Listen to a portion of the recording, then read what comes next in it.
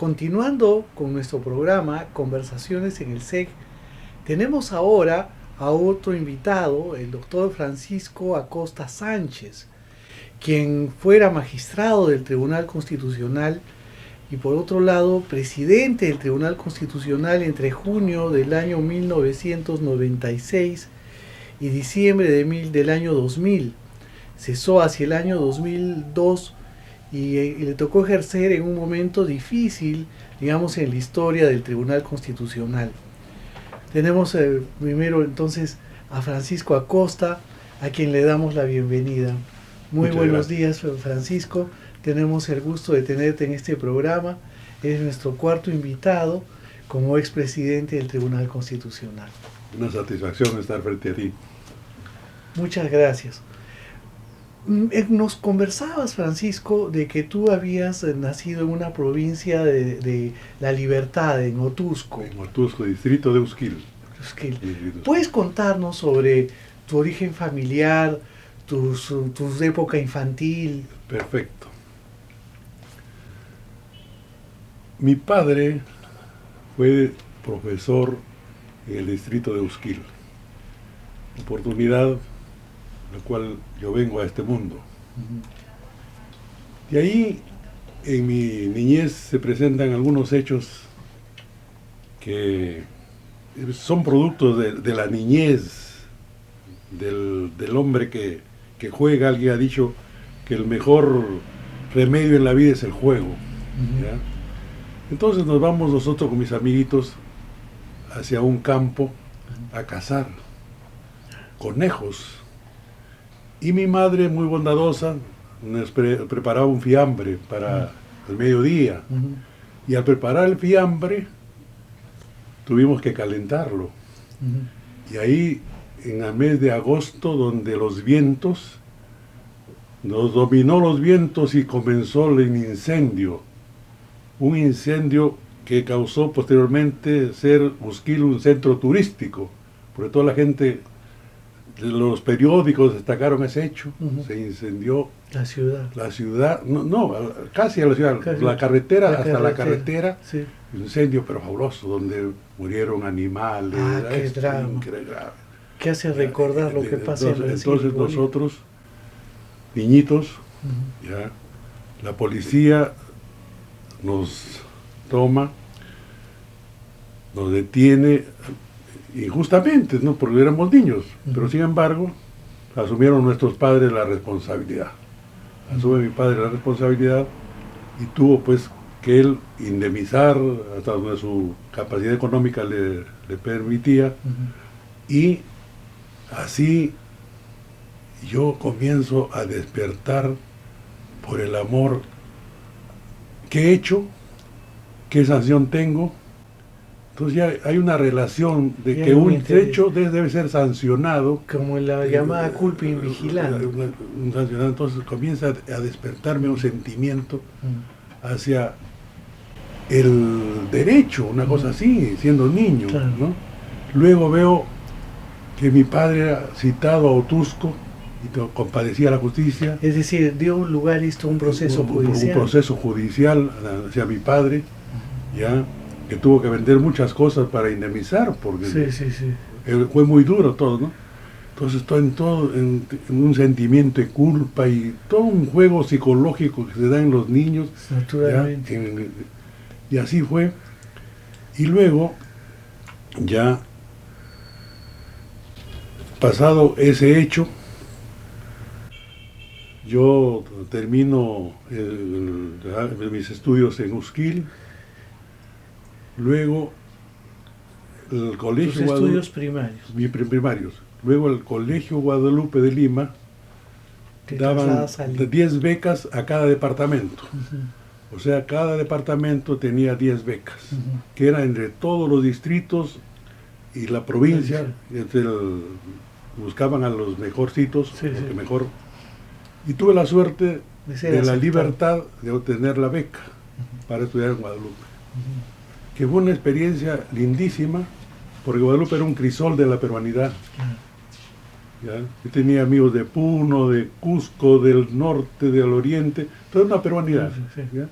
Éramos internos. los internos. Una disciplina que permitía que el joven se dé cuenta que no están con sus padres, está con una persona ajena a sus padres y por lo tanto la actitud es rígida también. Estudié ahí en Guadalupe y ¿qué cosa sucede? El profesor, que era el doctor Dulanto Pinillos, nos dice, vamos a hacer ya una biografía de los personajes de cada uno de sus pueblos. Y yo tenía a dos personajes, al gran tribuno de la patria, José Faustino Sánchez Carrión, de Huamachuco, y a don José de Orbegoso, presidente de la República, nacido también ahí. Bueno, entonces yo dije, caramba, voy a ser del Marechal Orbegoso, que ha nacido en mi tierra. Para mí es un gran honor recordar todos sus hechos y todo lo que pasó. Entonces me preparé con mi trabajo hacia el Marical y ni bien comienzo a exponer, ¿ya? Y me dijo, un momento, Acosta, me dijo, doctor Duranto, está usted equivocado. ¿Por qué, señor? Porque el Marical Orbegoso es como un limonero que siembra para dar frutos, no para dar sombra, no para dar fruto. Ese hombre ha dado sombra a la historia del Perú, con la Confederación Perú-Boliviana. Dulanto era contrario a la Confederación Peruana-Boliviana. Entonces, así que, a sentarse, y otro tema tiene que usted hacer. Entonces eso me produjo pues, una situación, ¿no? Digo, qué injusto, me he preparado, me he amanecido estudiando. Claro, pero claro, también era el rechazo que tenía el profesor Dulanto contra la Confederación Peruano-Boliviana, pero hay muchos que también fueron simpatizantes. Simpatizantes, sí. Claro, simpatizantes. Entonces, eso fue una situación que me hizo madurar mucho, ya pensar un poquito en política, decir, ¿aquí es verdaderamente la historia o es política? ¿Qué está sucediendo? Me hacía mis interrogaciones para que yo mismo me daba respuesta. Bueno, de ahí hice mi comparación que en La Libertad había dos provincias. La provincia de Trujillo en la costa y la provincia de Huamachuco en la sierra. Que si eso se hubiese mantenido, el Perú, la libertad sería algo grande. Pero vinieron los políticos y todos lo atomizaron, creando distritos, desmembrando de Huamachuco, otras provincias, y eso trajo problemas. Se produjo un fraccionamiento que afectó más a la sierra que a la costa. Lógico. Sí. Entonces, la Huamachuco, donde ahí estudió el poeta César Vallejo, él era de Santiago Chuco, pero había el colegio San Nicolás donde ellos iban a estudiar, el colegio San Nicolás, un colegio de mucho prestigio, ¿no? Y así pues entonces yo pensaba mucho, ya, qué cosa puede haber en mi vida, ya, estudiar un poco a Sánchez Carrión. Y mi papá me hablaba mucho de Sánchez Carrión, el tribuno de la patria. Gracias a ese hombre somos libres, gracias a ese hombre el Perú es lo que es el Perú. ¿Ya? Entonces, mi padre era profesor, me hablaba y yo comencé a compenetrarme en Sánchez Carrión. El hombre creador de la Constitución, de esto, este otro, y que sabía mantener su línea de amor al Perú, porque siendo secretario de Bolívar, el señor Bolívar quiso ya ir más allá de su poder y falleció en circunstancias muy raras. Y Sánchez Carrión le dijo, señor Bolívar, le dijo, usted no se olvide que antes de ser su secretario soy peruano, yo no permito eso. Entonces una reacción que también me hizo pensar, ¿no? El gran tribuno de la patria se reveló a Bolívar, que era el omnipotente en ese momento de la América, Bolívar, ¿no? Pero, sin embargo, Entonces comencé a leer ya la Constitución, a pensar en que en la Constitución hay principios fundamentales que están sobre cualquier ley y este otro. Entonces me nace por ahí mi vocación hacia el derecho constitucional. Sí, sí. Hacia el derecho constitucional. ¿Y qué cosa también sucede? ¿Cómo influyó Sánchez Carrión que un paisano mío del mismo distrito, el doctor Osvaldo Rodríguez Mantilla, Sí, que fue vicepresidente del Tribunal de Garantías Constitucionales, sí. era de ese pueblo, Ah, qué curioso. del pueblo? Entonces, ese pueblito se convirtió, Usquil se convirtió en, como de decir, del sentimiento constitucional, de dos personajes, era el doctor y yo humildemente, Sí, sí. dos personajes que habían adquirido el sentimiento Y que constitucional. bueno, ¿no? Y que además llegaron al tribunal de mayor jerarquía. Sí, entonces, eso, comenzábamos yo con el doctor Osvaldo Rodríguez, que era un caballero, un señor, ya. ¿A qué se deben estas circunstancias? Usted es historiador. ¿Por qué estudió historia? ¿Ya? Y me decía, justo para conocer mucho de lo que ha sucedido en el país. Por la historia es la maestra de la vida, me decían, ¿no? Y gracias a la historia yo he conocido todas las bondades constitucionales de Sánchez Carrión. Después tú sigues tu carrera universitaria, tú te decidiste ya por estudiar Derecho, ya sabías de que o tenías alguna duda, pensaste quizás seguir otra carrera. ¿Cómo fue digamos, tu ingreso a la vida universitaria? Perfecto. En Guadalupe teníamos los tutores, porque yo viví 2 momentos en Guadalupe. Hasta el 4º año, colegio militarizado, estaba a cargo de los militares. Y en el 5º año vino la civilidad, volvió la celeste. Claro. Volvió la celeste, la tiompa celeste. Sí, y todo, sí. ¿no? Entonces los tutores que ingresaron nuevos, otra realidad, ya un cambio total en el mando a cargo de los militares y en el mando a cargo de los civiles. Entró el doctor Cadenillas Galvez como director de colegio y el doctor Pedro Coronado como subdirector, dos de Cajamarca muy conocedores de la pedagogía y de la... entonces, pusieron primero los tutores y convocaron a nivel nacional a un concurso, vinieron de todas las partes del Perú a concursar, y concursaron y llegaron, ¿no? Los señores, y vino muy buena gente, como también gente que no estaba. Estamos hablando de qué año aproximadamente. Del 57, Siete. yo soy de la promoción José Galo y Barrenechea. Hasta esa promoción le pusimos nosotros. ¿Ya? Bueno, entonces los tutores ya me decían, Acosta, usted es brigadier y es hombre tieso.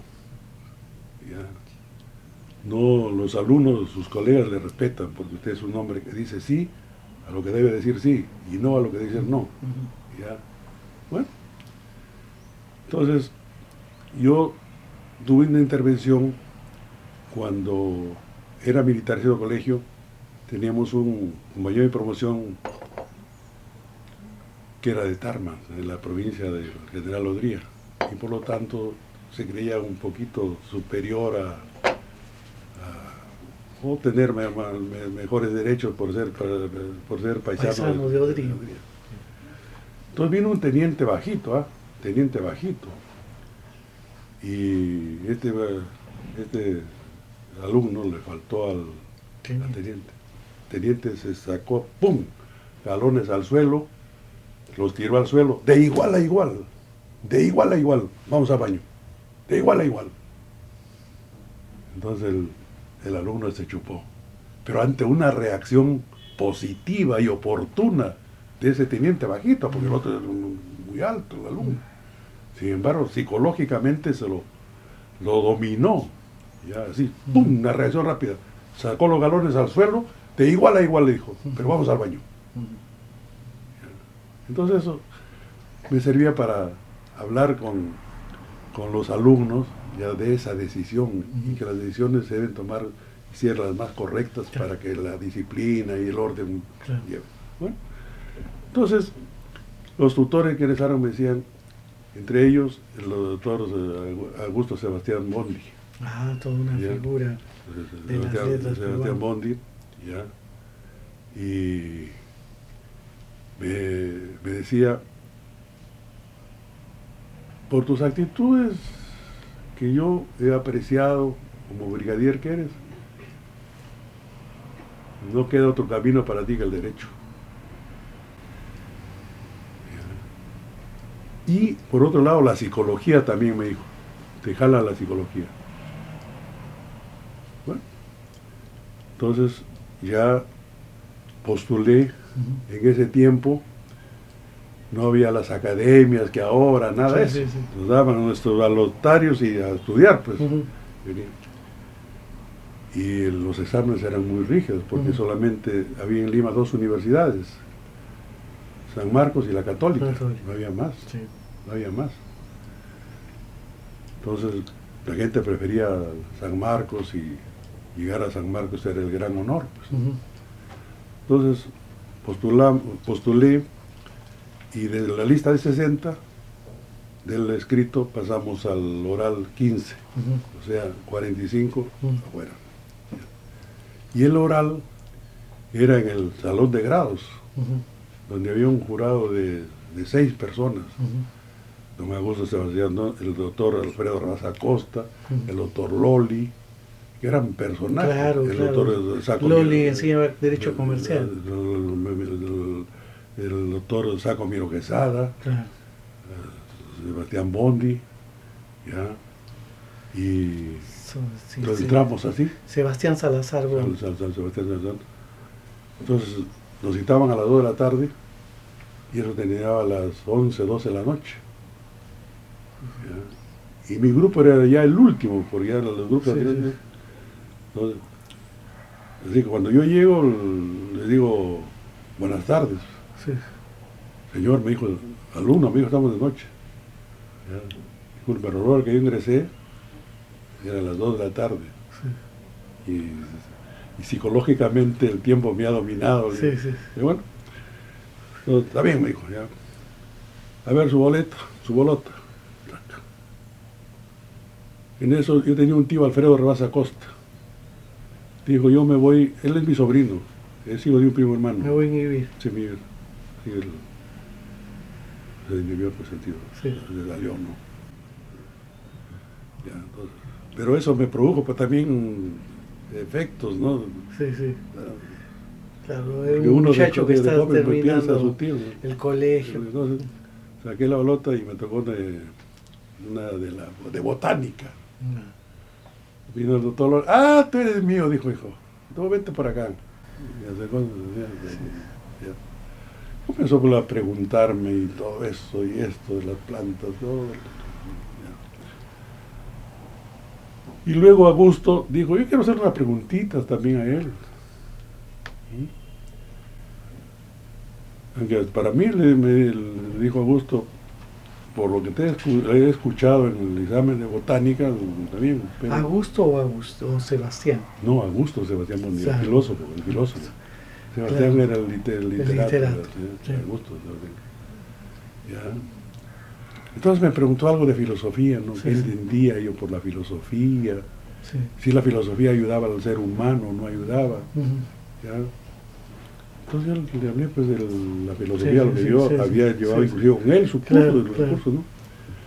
Y ya los otros yo también, y además ya era la noche, ya era casi un cuarto para las 12 y a las 12 aún tenía que saber los resultados. Sí. Entonces llamaron al secretario y para hacer las actas. Las actas,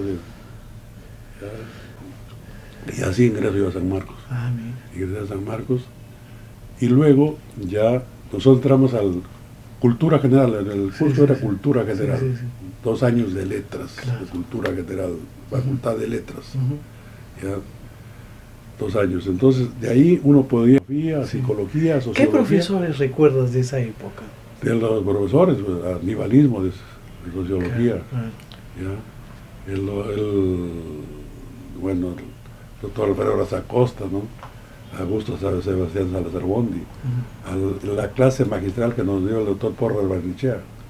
Una clase magistral, pero era un mensaje, haberlo escuchado el señor allá, pues, ¿no? Ya, porque él ya era canciller de la República, sí, sí. Pero fue a la clase inaugural. Sí. Y ahí tenía sus alumnos, Macera, el doctor Macera, sí, sí. Macera, el doctor Aníbal, sí, Carlos Aníbal. Y un japonesito que no me olvido. Bueno, la doctora Elia Dunber, claro, sí, sí. El doctor Peisoto, ya médico, enseñaba medicina biología, enseñaban biología en ese tiempo, sí. Y así, personajes. Claro. Francisco, ¿y tú te titulas de abogado con tesis? Sí, mi tesis fue una tesis donde yo me pregunté, ya, el delincuente, ya, tiende a matar, a destruir, pero debe haber alguien que lo induce. Entonces pensé en la víctima. Entonces estudié la victimiología, claro, a la gente y a la víctima, para ver cómo influía, ya, como por ejemplo esto de cuando un gobernante abusó de su pueblo, y el pueblo reaccionó y le dijo, ¿quién mató al gobernador? Todos a una. Todos a una. Todos a una. Bueno, creo que eran las ideas de Jiménez de Azúa, de Sebastián Soler. Claro, ¿no? Así es. Entonces Cuello Calón. Entonces yo comencé a preguntarme, ¿no?, cómo la víctima desencadena, cómo lo predispone a la gente. Entonces, para que atenuar un poco la responsabilidad de la gente, hay que estudiar a la víctima, la victimiología. Y una vez que te titulas de abogado, ¿cómo incursionas en la vida profesional? ¿A qué te dedicas? Ya, sí. Muy interesante. Yo, primeramente, ya estudié psicología. Paralelo con el derecho, pues se podía estudiar. Sí, claro. Se podía estudiar. Yo estudié psicología y tuve una dedicación muy dedicada hacia la psicología, que me convierto en jefe de prácticas en la psicotecnia. Me convierto en jefe de prácticas de psicología experimental, que enseñaba un doctor Blumenfeld, un alemán, Walter Blumenfeld, ¿ya? La psicología experimental. Entonces, a mí me encargan el manejo del gabinete de psicología. ¿Ya? Y eso me sirvió pues de mucho, ¿no? Porque te abrió una perspectiva interesante sobre la pregunta ¿qué hay en nosotros? Y hoy día es la gran pregunta que tenemos. En nosotros está todo, ¿va? Adentro. Hay un sótano de todo lo que nos lastima pasa ahí, y de ahí vienen también sus motivaciones y salen toda la conducta humana. Sí. Entonces me sirvió, ¿ya? Y de ahí mi carrera de Derecho, Entonces, digo, quizás equivocadamente, ¿eh? El psicólogo me muero de hambre. ¿Sí? Voy a incursionar más al derecho porque hay más apertura en el quehacer, en la actividad profesional. Entonces me dediqué más al derecho. Y tuvimos una promoción. En ese tiempo había dos grupos, de la mañana y de la noche, ¿no? Y los profesores eran excelentes. Uno no podía perderse las clases de un Alzamora Valdés. Claro. Pero yo ya te preguntaba, digamos, una vez que habías terminado, digamos, Derecho, ¿cómo así incursionas en la vida profesional? Ya. Sí. Como yo enseñaba psicología, sí, necesitaban en Ica ya alguien que hiciera lo mismo en la Universidad de Ica de lo que yo hacía acá. ¿Ya? Entiendo. Ya. En el área de psicología. De psicología. Entonces me llevan a la psicología y me hacen jefe de la admisión por lo de la psicología. Entras a trabajar a la universidad. Entro a trabajar a la universidad. Sí. Que era una universidad nueva. Nueva, Sí, recién creada. Sí. Recién creada. Y entonces me dan la oportunidad de decir qué hacer en la universidad con el derecho.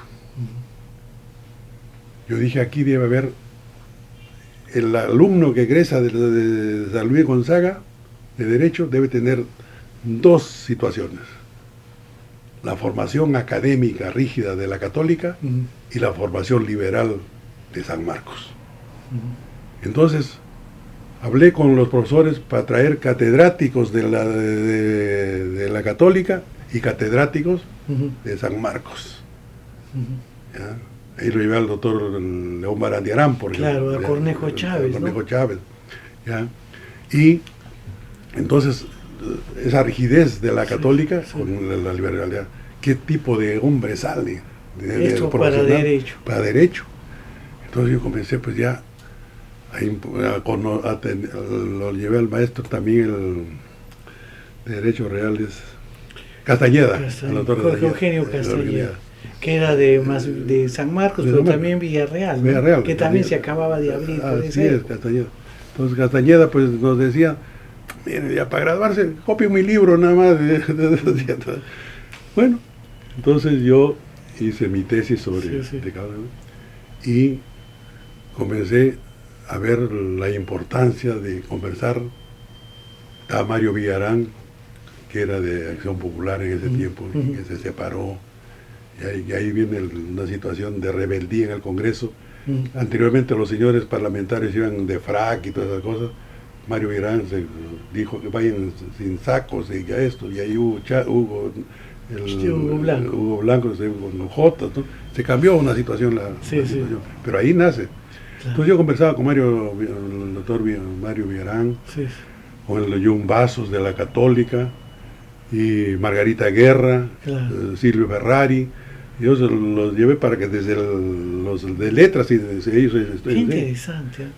Entonces me dediqué a trabajar ya en el campo del derecho.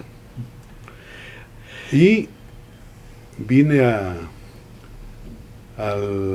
Lima, y mi primer trabajo, ¿cuál fue? Ser registrador fiscal de ventas a plazos, la ley 65-65, donde tenían la venta, donde había un abuso también de las empresas. ¿Ya?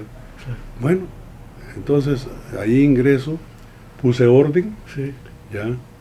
Por cuanto había unos cardes, te pedían para escribir un carro, el número de ahí, podía equivocarte una E con una C y así por acá. Luego, al otro lado había una caja fuerte. Y en esa época, pues, las empresas, ¿no es cierto?, las tiendas tipo Carsa y otras, ¿no?, daban muchas facilidades la compra, pero a veces no podían pagar los clientes. Uy, ahí iba unos abusos tremendos, pero el campo era automotriz acá, pues, ¿no? Entonces, yo digo, pucha, los abusos que se dan. ¿Ya? Entonces, había el general, se crea el Banco de la Nación, con la ley 16.000, el presidente Belaúnde crea el Banco de la Nación. Entonces digo, y dice, es el Banco de la Nación el que tiene todos los ingresos del Estado de ser a través del Banco de la Nación. Entonces el presidente del Banco de la Nación fue el general Vialli. Le pido a Claudio Jerca, un gran economista, Claudio Jerca, que me permita ir al general Vialli. ¿Ya? Me autorizó, fui, y le dije, general, yo me acuesto todos los días con 300,000 soles en una caja fuerte ahí que no sé quién tiene la llave. Para mí es una responsabilidad, no duermo, le dije. Así, buena, me dijo, buena. Entonces le voy a crear, le digo, una ficha, que el que quiere la tarjeta de registro para darlo al banco lo compra y con eso nosotros lo atendemos. Ya no ingresa nada de plata para nosotros. perfecto. El general Vial le llamó a Claudio Cerca, lo felicitó, le dijo, ¿ya? Y lo implementamos a esa oficina, una de las mejores, porque venían de comercio unos viejitos, pues la Dirección General de Comercio es la más antigua. Y luego ya, digamos, van pasando los años y tú te incorporas al Tribunal Constitucional, Sí. ¿no? ¿Cómo fue tu incorporación? ¿Cuál fue el proceso que te llevó a ocupar, digamos, este sitial, el más alto que puede ocupar un hombre de derecho en el Perú? Yo pues más o menos durante 15 años fui director general de la Asesoría Jurídica de Industria, Comercio, Turismo e Integración. Claro, porque nosotros nos conocimos cuando tú dictabas el curso de Derecho Industrial en la Universidad de Lima. ¿Ya? Sí. Entonces, ¿me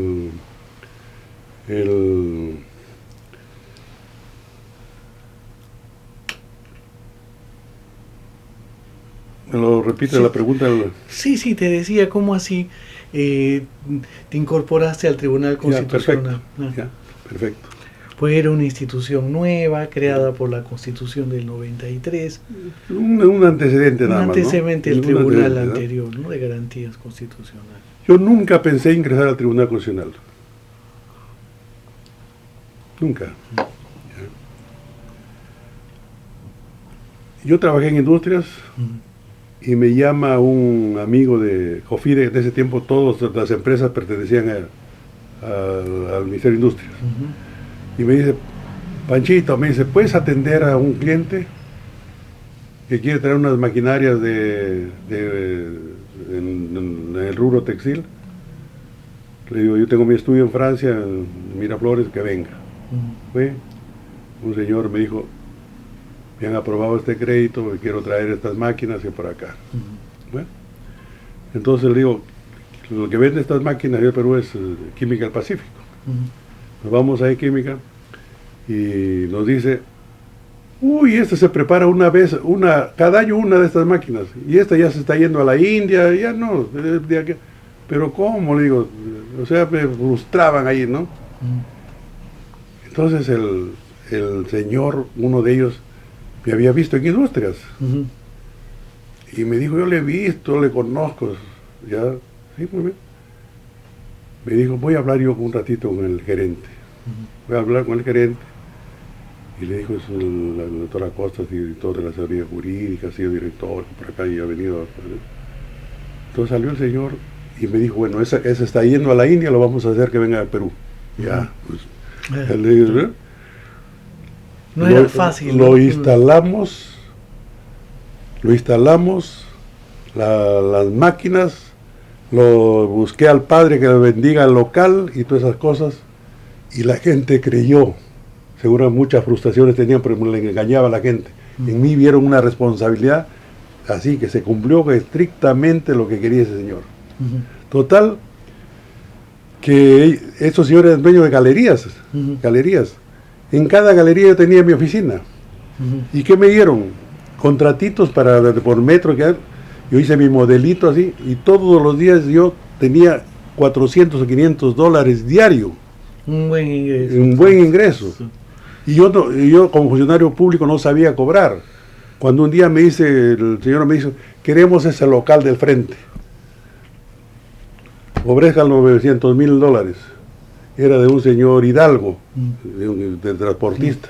Fui al señor Hidalgo y le digo, señor Hidalgo, su local, ya lo vendí, me dijo, pero le digo, aparece todavía en los registros públicos como usted es propietario.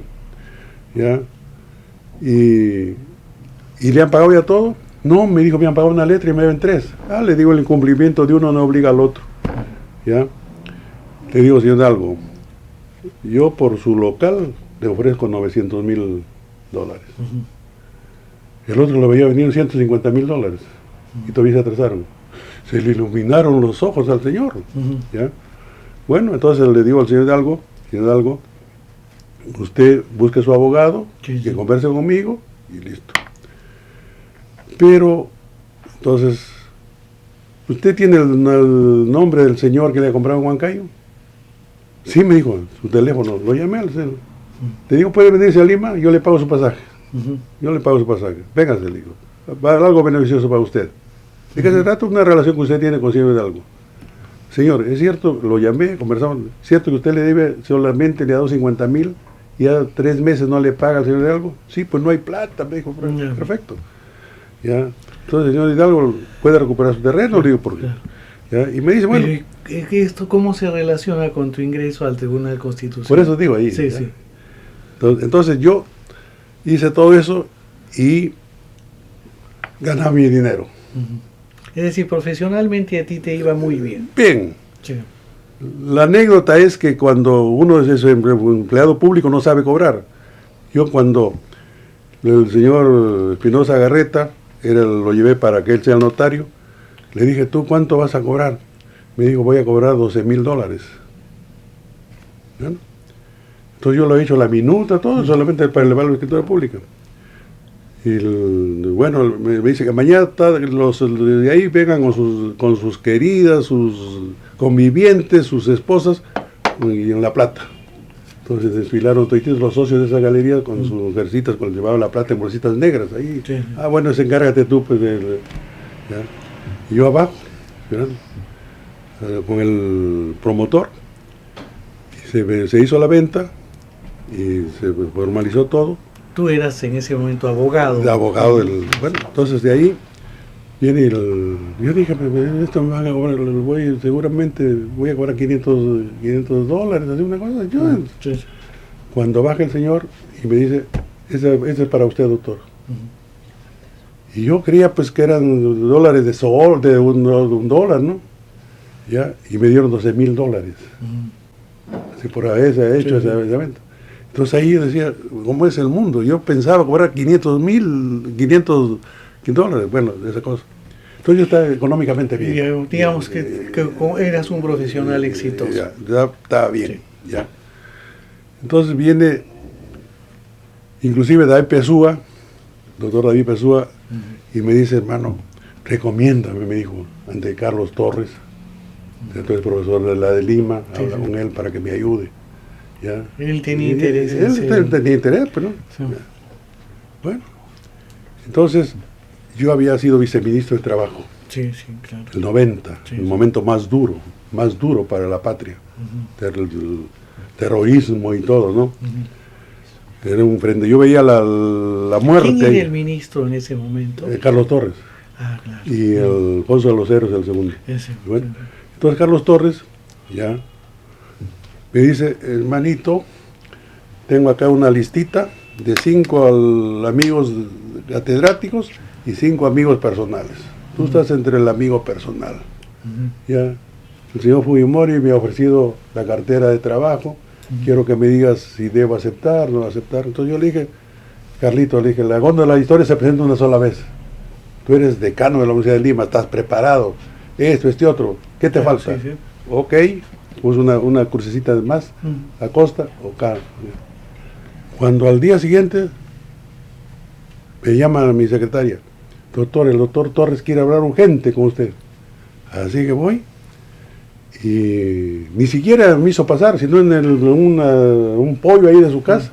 Me dijo, hermano, siguiendo tus consejos ya he aceptado, pero ahora estoy buscando a mi viceministro y he decidido que tú me apoyes, hermano, como viceministro de Trabajo, ¿ya? Porque yo quiero que el viceministro de Trabajo no solamente sea de los trabajadores, también de los empresarios. Y como tú has trabajado en industria con los empresarios, vas a tener llegada. Claro. A mí me interesa que focalice sobre todo nuestro interés, porque desgraciadamente tenemos el tiempo corto, digamos, en tu función en tu ingreso al Tribunal Constitucional. Entonces,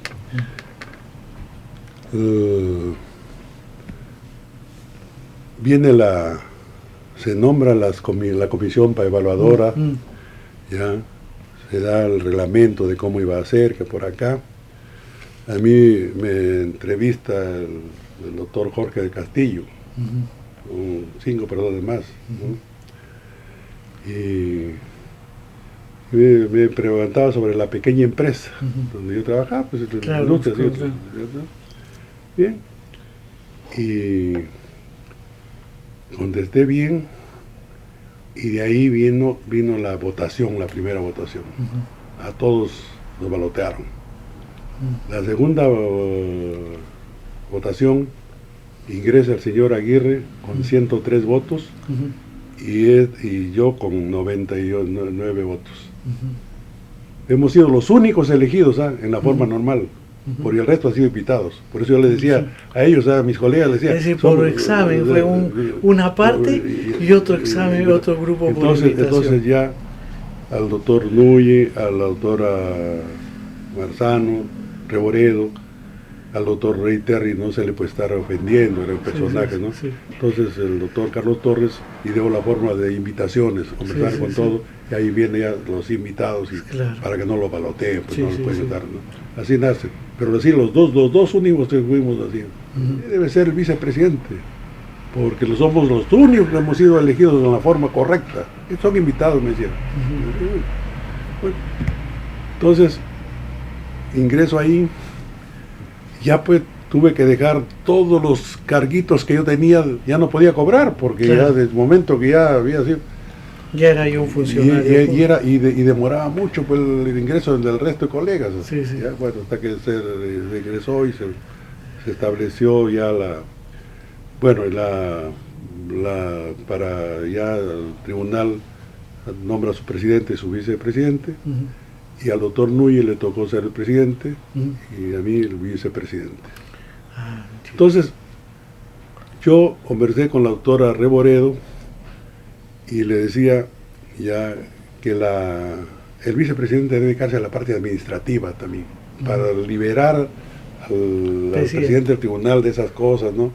Y tener también una segunda instancia, ¿no? Si no uno se equivoca, entonces no tenemos al presidente, ¿no? ¿Cómo era el tribunal cuando tú ingresaste? ¿Cómo funcionaba? ¿Cuál era su dinámica? ¿Cómo eran las relaciones entre ustedes? Nuestras relaciones eran lindísimas, lindas. Una cordialidad entre todos nosotros, ya, de mucho respeto, de mucha consideración.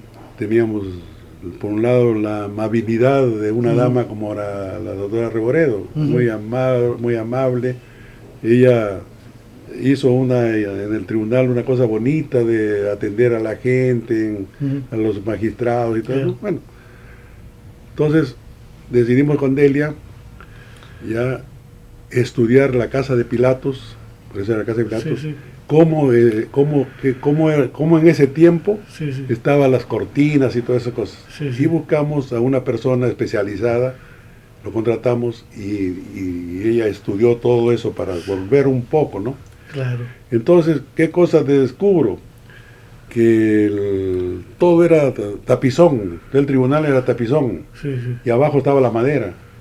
Y el tapizón, pues, los del Instituto de Cultura tomaban cerveza y botaban ahí, una cosa de eso. Bueno, entonces sacamos eso y nos encontramos con la madera, con esa madera. Claro. Entonces ahí buscamos a los restauradores y les dio una cosa muy... Ahora, hubo un momento, digamos, difícil en la vida del tribunal. Entonces, digamos, esta ley de interpretación auténtica. Así es. ¿Los dividió acaso? ¿Se acabó esa cordialidad? ¿Qué pasó? Bueno, ya llegó que se tenía que pronunciar sobre la situación del señor Fujimori. Si se trataba de un gobierno constitucional o de un gobierno que no era constitucional, de hecho.